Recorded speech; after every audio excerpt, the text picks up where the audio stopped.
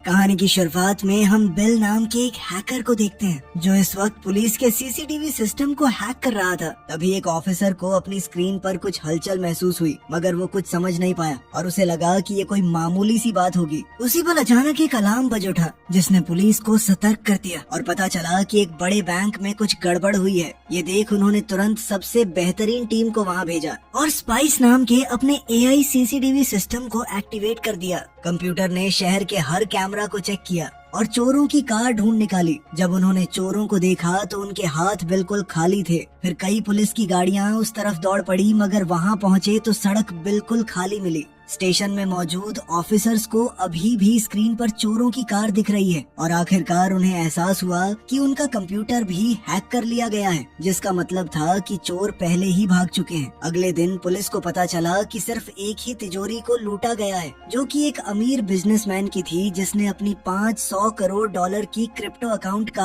आधा पासवर्ड एक नोटबुक में रखा हुआ था। मकाऊ नाम की बिल्डिंग में चोरों ने डिजिटल पैसा संभालने वाली कंपनी के ऑफिस पर कब्जा कर लिया।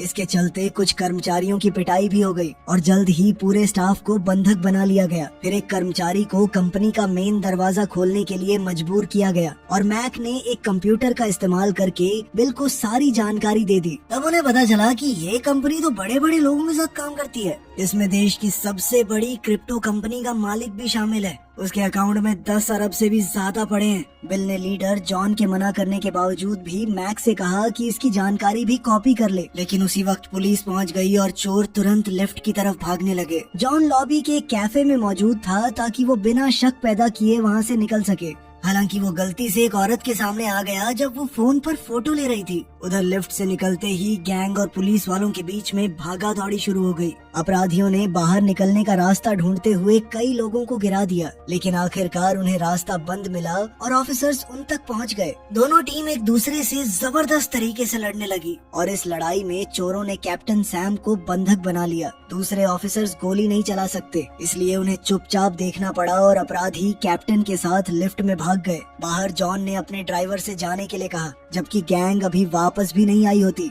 जब लिफ्ट ऊपर की मंजिलों तक पहुंची तभी सैम ने फिर से चोरों से लड़ना शुरू कर दिया, लेकिन वो अकेला 4 लोगों का सामना नहीं कर पाया और वो उसे हथकड़ी लगाकर भाग निकले। चोर छत की तरफ भागने लगे और जल्द ही सैम भी अपनी हथकड़ियां खोलकर उनके पीछे दौड़ा। हालांकि गैंग पैराशूट लेकर आई थी, इसलिए वो बच निकलने के लिए सीधे टावर से कूद गए। भागते वक्त उन्होंने एक महिला को धक्का दे दिया, जिस वजह से वो किनारे पर ही लटक गई और सैम को उसकी मदद करनी पड़ी। क्योंकि लिफ्ट भी हैक हो चुकी थी, इसलिए सैम ने एक जंपर को टक्कर मारी और खुद उसके साथ टावर से नीचे उतर गया और सुरक्षित रूप से नीचे आ पहुंचा।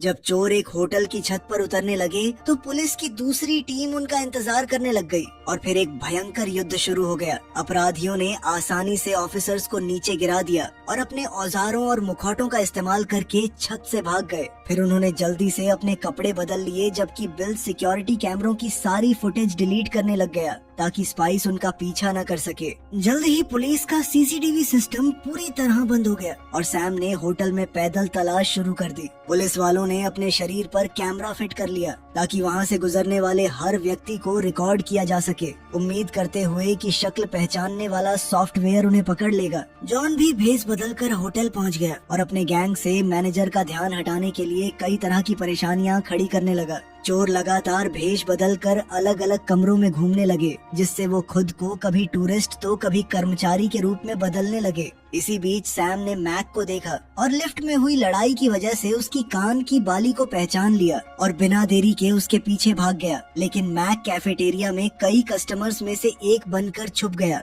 तभी अचानक कैमरा ने ये पहचान लिया कि वहाँ से गुजरने वाले चेहरों में से एक चेहरा सिस्टम में मौजूद नहीं है, इसलिए पुलिस उस आदमी के पीछे भागने लगी। जॉन जानबूझकर एक ऑफिसर से टकरा गया ताकि उसके कैमरे का लेंस थोड़ा धुंधला हो जाए और मैक इस मौके का फायदा उठाकर आगे बढ़ गया। ऑफिसर्स की टीम दोनों आदमियों के पीछे जाने के लिए अलग अलग हो गई, लेकिन मैक ने एक औरत का भेष बना लिया और उसका साथ ही बूढ़ा आदमी बन गया और वो भाग निकले। उसी वक्त लॉबी में खास लाइट शो चल रहा था। तभी बाकी चोर सिक्योरिटी गार्ड बनकर भीड़ में घुल मिल जाते हैं, लेकिन जैसे ही पुलिस वाले वहाँ पहुँचे अपराधी तुरंत कूदकर प्लेटफॉर्म के नीचे से निकल गए। बाद में पुलिस स्टेशन के अंदर बिजनेसमैन चिल्लाने और चीजें तोड़ने लग गया क्योंकि उसका अकाउंट खाली हो चुका था। पुलिस ऑफिसर्स ने ने आगे की योजना पर चर्चा करी और इंस्पेक्टर लारा ने कहा कि उन्हें अपने रिटायर्ड बॉस को वापस बुला लेना चाहिए। सैम ने कहा कि एक बूढ़ा आदमी एआई ट्रैकिंग से कैसे निपटेगा, लेकिन लारा ने उसे याद दिलाया कि स्पाइस अब बेकार हो चुका है क्योंकि उसे हैक कर लिया गया है। इसलिए उन्हें किसी ऐसे इंसान की जरूरत है जिसे पुराने तरीके से पुलिस का काम करना आता हो। फिर ऑफिसर्स ने रॉक और हेलन को दिग्गज एजेंट वोंग को वापस लाने भेजा, जिसकी फाइल अद्भुत कारनामों से भरी हुई थी। वो एक स्पेशल ऑफिसर था जिसका दूर दूर तक कोई मुकाबला नहीं है,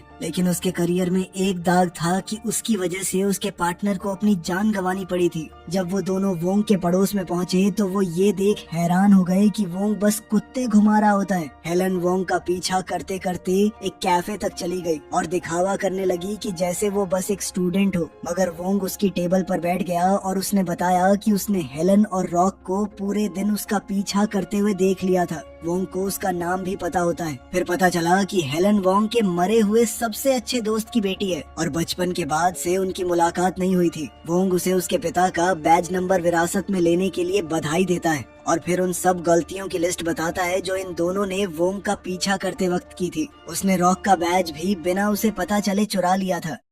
कुछ देर बाद वोंग स्टेशन पहुंच गया और पुलिस की इकट्ठा की हुई सारी फुटेज देखने लगा और सिर्फ कुछ मिनटों तक फुटेज देखने के बाद ही वोंग ने सारे चोरों को पहचान लिया, क्योंकि उन्होंने कभी न कभी सीसीटीवी कैमरा की तरफ देखा था, ये चेक करने के लिए कि वो अभी भी ऑन है या नहीं। इधर अपने ठिकाने पर जॉन ने बिल को बर्बाद हुए वक्त के लिए पीटना शुरू कर दिया, क्योंकि इस वजह से वो लगभग पकड़े गए थे। जब मैक उसका बचाव करने की कोशिश करने लगा तो जॉन ने उसे भी गुस्से से धक्का मारा, क्योंकि सालों तक अंधेरे में रहने के बाद वो कैमरा में पकड़ा गया था। तभी एक लड़ाई शुरू हो गई और जॉन ने चाकू निकाल लिया, इसलिए सभी चोरों को मिलकर उसे शांत करना पड़ा। चोरों की जितनी स्क्रीनशॉट्स मिल सकती थीं, उन्हें इकट्ठा करने के बाद वोंग ने एक लंबे कोट वाले आदमी को नोटिस किया जो फुटेज में बहुत बार नजर आ रहा था। पुलिस को वो तस्वीर मिलती है जो उस औरत ने ली थी और सबने ही निष्कर्ष निकाला कि ये आदमी भी गैंग का हिस्सा था। तभी वोंग को एक पुराने एजेंट की याद आई जिसे शैडो के नाम से जाना जाता था, जिसने युद्ध के दौरान एक एलीट असैसिनेशन की टीम में सेवा दी थी। उसने दौलत की तलाश में सेना छोड़ दी थी और 1999 में बिना कोई निशान छोड़े गायब हो गया था। वोंग ने सोचा कि ये रहस्यमयी आदमी वही शैडो है जो अब वापस लौट आया है, इसलिए वोंग ने उसे ढूंढने के लिए एक टीम भेजना चाहा। लेकिन तब वोंग को पता चला कि अब तो ये सारा काम एआई से होता है, उनके पास सर्वेलेंस टीम है ही नहीं। लेकिन फिर भी उन्होंने इस केस के लिए वोंग को एक नई टीम बनाने का काम दे दिया। वोंग को भरोसा सा नहीं होता, क्योंकि इतने कम समय में किसी को ट्रेन नहीं किया जा सकता। बाद में जिम के अंदर हेलन ट्रेनिंग करने की कोशिश कर रही होती है, लेकिन दूसरे पुलिस वाले उसका मजाक उड़ाने लगे और कहने लगे कि तुम पुलिस की नौकरी के लिए बहुत छोटी हो। हेलन ने पहले तो उन्हें अनसुना कर दिया, लेकिन फिर गुस्से में आकर उनसे लड़ने लगी और आसानी से एक ऑफिसर को उसके आदमियों के सामने धूल चटा दी। वोंग ने ये सब देख लिया और अकेले में हेलन को बधाई देने लग गया, ये कहते हुए कि इससे तुमने मेरी नजर में अपना सम्मान कमा लिया। शाम को वोंग ने छत पर शराब पी और हेलन के पिता की मौत को याद करने लगा। उसने मन ही मन अपने स्वर्गवासी दोस्त से हेलन का अच्छे से ख्याल रखने का वादा किया। अगले दिन वोंग ने सबको बताया कि मैं एक सर्वेलेंस टीम को ट्रेन करूंगा और हेलन भी टीम का हिस्सा बनी। वोंग उन्हें सिखाता है कि बिना दिखावा करे कैसे चले, कि किसी को भी वो पुलिस वाले न लगे। हर एक छोटी चीज को भी अच्छे से याद रखना होगा, फिर चाहे कैसी भी मुसीबत क्यों न आ जाए। सड़क पर पहले दिन टीम अपनी पहचान छुपाए रखने के लिए आम नागरिक होने का नाटक करने लगी, लेकिन वोंग ने हेलन को वैन में अपने साथ ही रखा, क्योंकि वो उसका छुपा हुआ इक्का है। जब भी उनमें से कोई कुछ गड़बड़ करता तो वोंग उन्हें अच्छे खासे ताने सुनाता। 12 दिन बाद बिल एक आखिरी मिशन की प्लानिंग करने की कोशिश कर रहा होता है, ताकि जॉन चैन से रह सके और वे सब हमेशा के लिए रिटायर हो सके। उसने सीईओ के अकाउंट की सर्वर लोकेशन ढूंढ निकाली, लेकिन उसके डिजिटल वॉल्ट तक पहुंचना आसान नहीं था। तभी कहानी कुछ साल पीछे चली गई, जहां दिखाया गया कि सारे चोर अनाथ थे जिनसे मिलने जॉन अक्सर जाया करता था और पैसे भी दिया करता था। बदले में लड़कों ने 1999 में जॉन की मदद की थी जब पुलिस उसके पीछे थी, और तब से आज तक वो सब साथ हैं। 15वें दिन पर हेलन खाना लेने बाहर गई, लेकिन जब वो वैन में वापस आ रही थी तो उसने नशे में धुत कुछ आदमियों को देखा जो लड़कियां छेड़ रहे थे। वोंग ने उसे याद दिलाया कि तुम अभी अंडर कवर हो और तुम्हें नॉर्मल पुलिस को बुलाना चाहिए, लेकिन हेलन ने उसकी बात अनसुनी कर दी और उन आदमियों का सामना करने चली गई। एक बार फिर लड़ाई शुरू हो गई। उसने बढ़िया मुक्केबाज चलाए, लेकिन अकेली वो इन सब का सामना नहीं कर सकती थी। उसी वक्त वोंग ने आके उसे बचाया और सबको पीट कर वहाँ से भगा दिया। बाद में वैन में वोंग हेलन को मिशन लगभग बर्बाद कर देने के लिए डांटने लगा। हेलन को नहीं लगता कि वो लोग असली काम कर रहे हैं, इसलिए वोंग उसे बताता है कि उसके पिता के साथ क्या हुआ था। अपने समय में वो दोनों 8 महीने तक अंडर कवर थे और अब जवान वोंग यूं बस वेट करते करते थक गया था। जब उसने कुछ अपराधियों को एक बच्चे को किडनैप करने की कोशिश करते देखा तो वो उन्हें रोकने के लिए कूद पड़ा और गैंग ने लगभग उसे मार ही दिया था। हेलन के पिता ने उसकी मदद करने की कोशिश की थी, इसलिए किडनैपर्स ने भागने से पहले उन्हें गोली मार दी।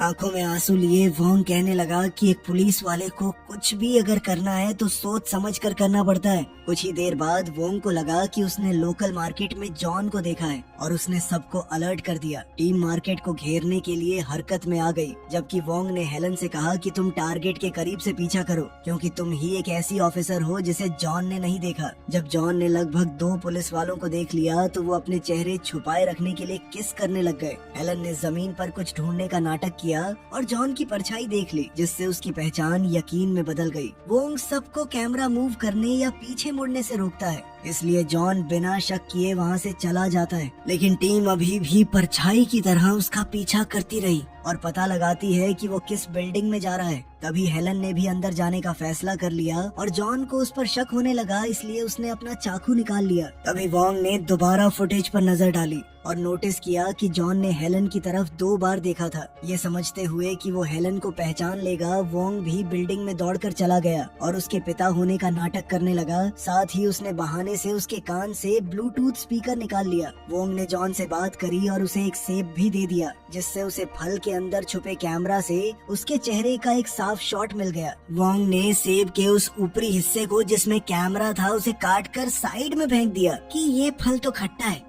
जॉन ने उन पर अपनी नजर बनाए रखी, इसलिए वोंग ने एक अनजान फ्लैट का ताला तोड़ दिया और वे अंदर चले गए। तभी अंदर रहने वाली लेडी घबरा गई और वोंग को उसे चुप रखने के लिए पकड़ना पड़ा। लिफ्ट में थूके हुए उस कैमरा की मदद से टीम को पता चल गया कि जॉन कौन से फ्लोर पर निकला है, इसलिए रॉक जल्दी से आगे बढ़ता है और उस एरिया में कुछ कैमरास इंस्टॉल कर देता है, जिसकी मदद से उन्होंने पता लगाया कि जॉन के अपार्टमेंट का नंबर 8002 है। अब पुलिस वाले अपना अगला कदम उठा सकते हैं। वोंग की टीम ने सड़क के उस पार एक अपार्टमेंट किराए पर ले लिया ताकि दूर से जॉन पर नजर रखी जा सके और उसका कचरा चुराया जा सके। उन्हें फटे हुए सुडोकू पजल्स का एक ढेर मिला, लेकिन वो किसी से भी सॉल्व नहीं हुआ। इसी दौरान जॉन बबल रैप फोड़ने में अपना वक्त बिताता रहा। उसके बाद मार्केट में वोंग ने पड़ोसी होने का नाटक जारी रखा और जॉन उसके पास थोड़ी बातचीत करने आ गया, जबकि चुपके से वो उसकी तलाशी भी ले रहा होता है। दोनों ने अपनी नकली जिंदगियों के बारे में बात करी तो जॉन हाथ मिलाते हुए कहने लगा कि हाथ बहुत सख्त है तुम्हारा,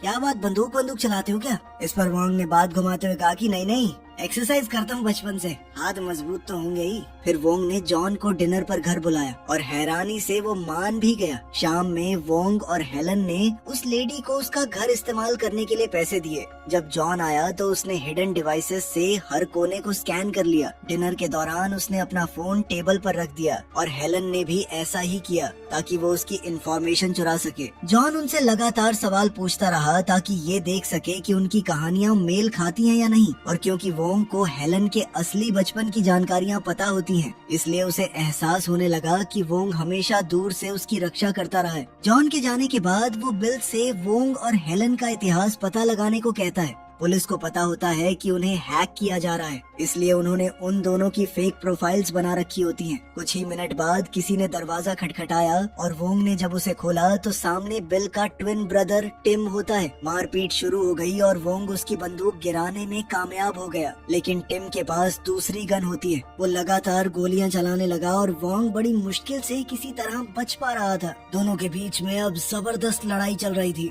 बिल स्क्रीन्स पर लड़ाई देख रहा होता है, लेकिन वो परेशान नहीं होता क्योंकि ये हमेशा से उसके प्लान का हिस्सा था। डिनर के दौरान उसने हेलन के फोन को हैक कर लिया था और अब उसके पास पुलिस स्टेशन के अंदर वाले कैमरा का भी लाइव फुटेज है। सड़क के उस पार वाली टीम लड़ाई नहीं देख पाती क्योंकि बिल ने उनके कैमरास को हैक कर रखा था और उन्हें नकली फुटेज दिखा रहा था। उन्हें शक तो तब हुआ जब हेलन कमरे के अंदर आ गई जबकि वो तो अभी भी स्क्रीन पे दिख रही थी। इसलिए वे जांच करने के लिए भाग पड़ते हैं। तभी बिल ने अपने भाई को इन्फॉर्म किया कि कॉप्स आ रहे हैं। इसलिए टिम ने जल्दी से काम खत्म करने के लिए धुआंधार गोलियां चलानी शुरू कर दी ताकि वोंग को छुपने पर मजबूर कर सके। फिर वो स्पेशल केबल्स का इस्तेमाल करके बैल्कनी और विंडो से कूदकर भाग गया।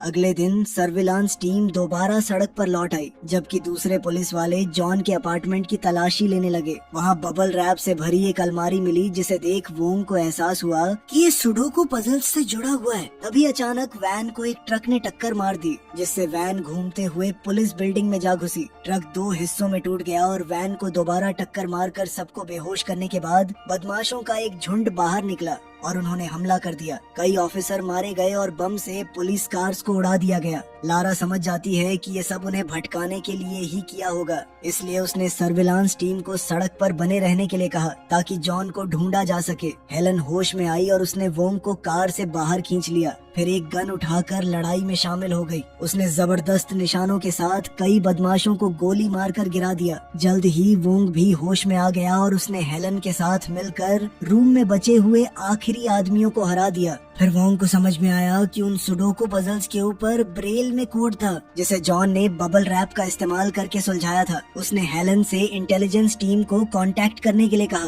ताकि वो भी उसके अंदर छुपे कोड का पता लगा पाए। अब बाकी की टीम सीधा पुलिस स्टेशन के अंदर ही घुसती जा रही थी। इसी दौरान सर्विलांस टीम के 2 मेंबर्स ने जॉन को एक पुराने अनाथ आश्रम में ढूंढ निकाला। लारा उन्हें ऑर्डर्स देने ही वाली होती है कि तभी पुलिस बिल्डिंग की लाइट चली गई और पूरी टीम का संपर्क टूट गया। अनाथ आश्रम के अंदर जॉन को कुछ गुंडों ने घेर लिया और वो समझ गया कि बिल ने उसे धोखा दिया है, लेकिन इस उम्र में भी वो एक जबरदस्त फाइटर है और अपने चाकू के साथ एक ही वक्त में सभी गुंडों से लड़ने में उसे कोई दिक्कत नहीं होती। फिर भी उसे 2-3 बार चोट लग जाती है। स्टेशन में वोंग ने बदमाशों से लड़ना जारी रखा, जो खास तौर पर उसी के पीछे लगे हुए थे, क्योंकि उसके सिर पर बड़ा इनाम रखा गया था। लेकिन उसने बदले में कई बदमाशों को मार गिराया। हेलन चुपके से इधर उधर घूमती रही जब तक कि उसे एक सैटेलाइट फोन नहीं मिल गया और वो रॉक को ब्रेल के बारे में बताने के लिए कांटेक्ट करने लगी। लेकिन एक बदमाश ने उस पर हमला कर दिया। दोनों में काफी लड़ाई हुई और बहुत जद्दोजहद के बाद हेलन बदमाश औरत को खिड़की के बाहर फेंक कर जीत गई। खुशकिस्मती से बैकअप आ गया और पुलिस फोर्स ने आखिरकार लड़ाई खत्म कर दी।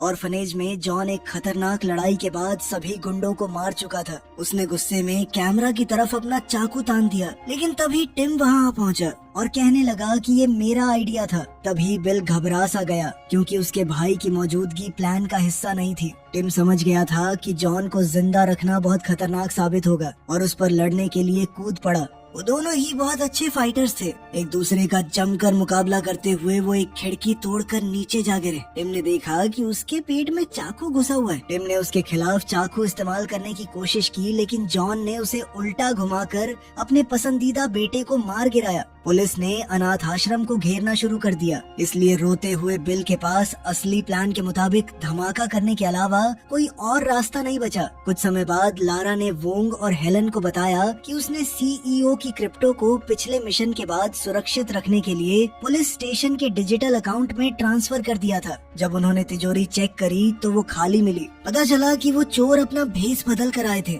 वो बैकअप टीम का हिस्सा होने का नाटक कर रहे थे। इसलिए जब बाकी सब घायल लोगों को बचा रहे थे, तब उन्होंने तिजोरी लूट ली। अनाथ आश्रम में जॉन मलबे से जिंदा बाहर निकला और टिम के लिए रोने लगा। तभी पुलिस ने उसे घेर लिया और उसने खुद को उन्हें सौंप दिया और कहा कि मैं अपना जुर्म कबूल करूंगा। स्टेशन में लारा ने दोबारा स्पाइस ऑन किया और कंप्यूटर ने जल्दी ही चोरों वाली वैन ढूंढ निकाली। पुलिस उनका पीछा करते हुए उसी होटल तक पहुंच गई, इसलिए चोर अलग अलग दिशा में भागने लगे। वोंग ने लॉन्ड्री रूम में बिल को ढूंढ लिया और दोनों में मारपीट शुरू हो गई। तभी 2 और चोर बीच में आ गए और बिल को भागने के लिए कहने लगे और कहा कि हम वोंग को संभाल लेंगे। वो दोनों जोड़ी में एक ही तरह से लड़ने लगे, इसलिए वोंग को उनका सामना करने में दिक्कत होने लगी। बाहर हेलन ने नोटिस किया कि एक बड़ा इवेंट हो रहा है। उसने अंदाजा लगाया कि बिल भीड़ में छुपा हुआ होगा, लेकिन वो उसे ढूंढ नहीं पाती। पुलिस वैन में सैम जॉन को उसका फोन वापस देता है और उसे बिल को कॉल करने के लिए कहता है। दुर्भाग्य से क्रिमिनल्स के डिवाइसेस ट्रेस नहीं किए जा सकते, इसलिए हेलन को फोन पर बात कर रहे आदमी को खुद ढूंढना पड़ता है। जल्द ही बिल समझ गया कि ये पुलिस वालों की एक चाल है और वो तुरंत दोबारा चलना शुरू कर देता है। हेलन को वोंग की बात याद आई कि कैसे उसने तुरंत पहचान लिया था कि एक आदमी कैमरे को बार बार देख रहा है। वहीं लॉन्ड्री रूम में वोंग ने एक औजार का इस्तेमाल करके एक चोर को बेहोश कर दिया और दूसरे को वॉशिंग मशीन में लॉक कर दिया। पुलिस वैन में जॉन ने ध्यान भटकाने के लिए फोन गिरा दिया और पुलिस वालों से लड़ना शुरू कर दिया। उसने एक ऑफिसर की गैस ग्रेनेड को एक्टिवेट कर दिया और अफरा तफरी का फायदा उठाकर सबको गिरा दिया। उधर रॉक ने हेलन को ढूंढ लिया और सर्च जारी रखने से पहले उसे अपने कान का स्पीकर दे दिया। जल्द ही वोंग ने बिल समझकर किसी और को इधर दबोचा, लेकिन बाद में पता चला कि बिल ने उससे कपड़े बदले थे। इस वक्त बिल एक ट्रेन स्टेशन में एंटर कर रहा था और रॉक उसके बिल्कुल पीछे था, लेकिन वो अपनी टीम को ये बता पाता उससे पहले ही जॉन ने वहाँ से गुजरते हुए उसे चाकू मार दिया। फिर जॉन ने बिल को पकड़ा और उसे भी दे दनादन कई वार करके मार डाला। मरने से पहले बिल ने उसे क्रिप्टो का पासवर्ड बता दिया। जब पुलिस लॉन्ड्री रूम में उन दोनों को अरेस्ट कर रही होती है तब हेलन रॉक को ढूंढ लेती है, लेकिन वो भी मर जाता है। कुछ समय बाद पुलिस के पास जॉन के बारे में कोई लीड नहीं होती क्योंकि चुराया गया पैसा मूव नहीं किया गया होता। वोंग ने बताया कि वो पुराने जमाने का चोर है, इसलिए हेलन को एहसास हुआ कि जॉन को क्रिप्टो कैश करना आता ही नहीं होगा। अब वो दोनों चुपके से उस बिजनेसमैन पर नजर रखने लगे और जब वोंग खाना लेने गया तब हेलन नोटिस करती है कि बिजनेसमैन एक होटल जा रहा है। वो उसका पीछा करती है और जान लेती है कि जॉन ने पासवर्ड के बदले पैसे मांगे हैं। उन्हें दोपहर में एक टी हाउस में मिलना होता है। अपनी टीम का इंतजार करने के बजाय हेलन अकेली टी हाउस चली गई और जॉन ने उसे तुरंत पहचान लिया। वो थोड़ा वक्त बर्बाद करने के लिए इधर उधर की बातें करती रही। जॉन ने उन्हें सुन लिया और जल्दी से हेलन को बेहोश कर दिया। फिर पिछले दरवाजे से भागने की कोशिश करने लगा, लेकिन वोंग पहले ही उसे बंद कर चुका था। वोंग ने जॉन का सामना किया जिसने अपने चाकू से लोगों को मारना शुरू कर दिया था। क्लाइंट्स घबरा गए जब दोनों आदमियों ने लड़ना शुरू किया। वोंग को कई बार चाकू लगा। वोंग ने उसे धीमा करने के लिए उस पर उबलता हुआ बर्तन भी फेंका और वो कैफे में पड़ी चीजों को एक दूसरे पर फेंकने लगे। अपने आसपास की चीजों को हथियार की तरह इस्तेमाल करते हुए वो दोनों एक दूसरे से पागलों की तरह लड़ रहे थे। जॉन ने चाकू से वोंग पर हमला किया और ऐसा लग रहा था मानो वो उसे मारने ही वाला है, लेकिन तभी वोंग ने उसे पीछे धकेल दिया। जब हेलन होश में आई दोनों आदमी टूटती हुई छत से नीचे गिर गए। जॉन वोंग को मारने ही वाला होता है, लेकिन हेलन उसे पीछे से मार देती है, जिसके बाद जॉन उसकी तरफ लपका। वोंग उसकी मदद के लिए दौड़ता है और स्ट्रगल में उसकी गर्दन पर चाकू लग जाता है। ये देखते ही हेलन वोंग को बचाने के लिए आगे बढ़ी। हेलन ने वोंग के घाव को देखा। खुशकिस्मती से वो इतना गहरा नहीं होता कि उसे मार सके, लेकिन इसका फायदा उठाकर जॉन वहाँ से निकल गया था। वोंग की सिखाई टेक्निक्स का इस्तेमाल करके उसने जल्द ही जॉन को ढूंढ निकाला। जल्दी ही बैकअप आ गया और पुलिस वालों ने सारी सड़कें ब्लॉक कर दी। जॉन ने दोबारा अपने चाकू से हेलन पर हमला करना चाहा, लेकिन इस बार हेलन ने उसकी चाल समझते हुए उसे नीचे गिरा दिया। अब वो अपनी आगे की जिंदगी जेल में गुजारेगा। इसी दौरान पता चलता है कि बिल और टिम का एक तीसरा ट्विन भी था, जिसे बचपन में फॉरेन पेरेंट्स ने अडॉप्ट कर लिया था। स्टेशन सिक्योरिटी कैमरा पर पासवर्ड सुनने के बाद वो क्रिप्टो अकाउंट अनलॉक कर लेता है और पैसे का इस्तेमाल वोंग, हेलन और जॉन पर बाउंटी रखने के लिए करता है ताकि अपने भाइयों की मौत का बदला ले सके।